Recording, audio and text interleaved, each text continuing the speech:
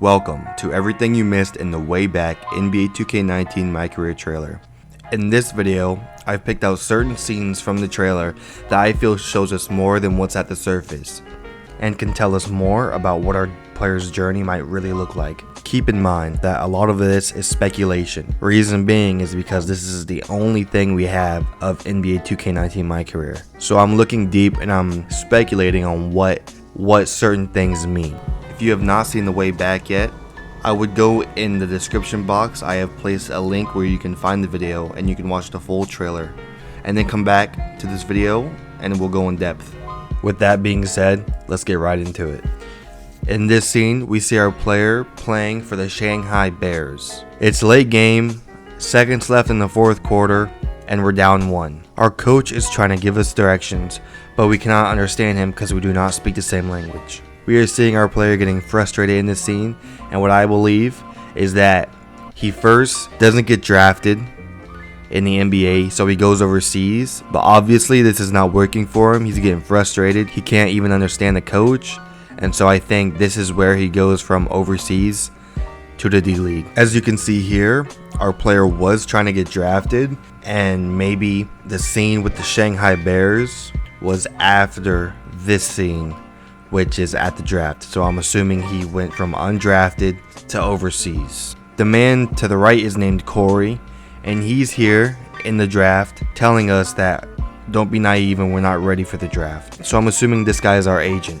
If you played NBA 2K18, you know that when you first started MyCareer, you would go up to a woman at a street ball tournament and she would hand you an iPad, and that's where you would choose your archetype and you would see all your skills. Well, I'm assuming that's what this screen is. That's what it looks like this year, where it shows your off the dribble mid-range and driving dunk and all stats like that. And here's where you see your stats for your archetype that you're going to build. Or this could be a system like the past, where you have a certain amount of upgrades and you can upgrade anything you'd like at any time. Here, we get our first look at the D-League team we will be joining, which is the Fort Wayne Mad Ants in Indiana. I feel like we're only going to be allowed to go to the Mad Ants in the D-League. I don't think they'd have us going to a bunch of different teams like the NBA. Here, we see our player getting into it with another teammate. The player to the right was saying that how it's his team and that we're not going to take that from him. So maybe this year, before we get to the NBA, we're actually going to have to try to accomplish things like win the team over and be the best player on that team before we make it to the NBA. In 2K19, I was hoping that if they brought back the practice facility where you go and you work on your badges and such, that they would go in and make the practice facilities of each team be realistic, just like the arenas. But it looks to be, if that is the practice facility and we have that back in the game where we go and work on our badges, it seems like it's going to look the exact same as it did last year.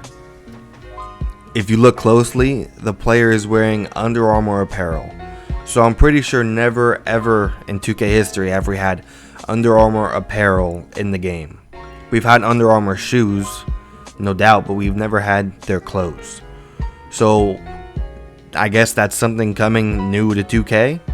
In this scene, you can hear our player say, "Let's see who scores the most points tonight," which could be an indication for us having goals during these D-League games, and maybe that's how we move up into the NBA. We have to complete a certain amount of goals in certain games.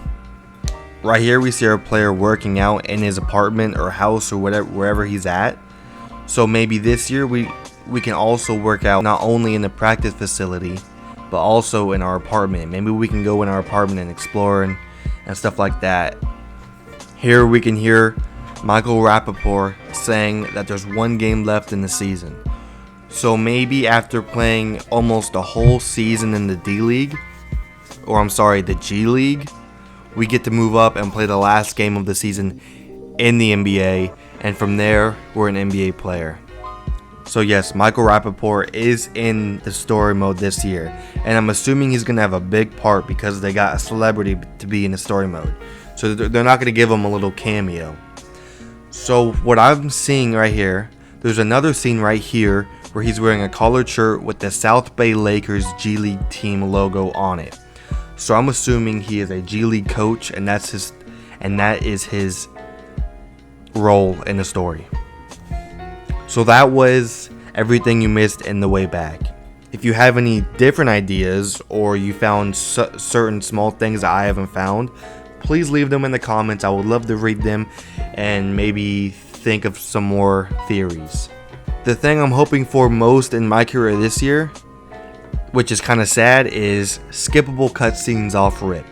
They've never let us have skippable cutscenes off jump, like when the game first launches. Sometimes they'll wait a couple months and then give you skippable. But this year, 2K18, they just said, you know what? Oh, we'll stop with all that mess. We're gonna get this ad money real quick. They didn't let us skip one ad the whole year. We all had to suffer through this whole time, and it was torture. So please, 2K, if you do anything this year, skippable cutscenes would be a great addition. So if you did enjoy the video, like, subscribe. I'm gonna keep coming out with content. The 31st August is when the Prelude comes out, and I'm uploading a bunch of videos on the Prelude when it comes out, so stay tuned.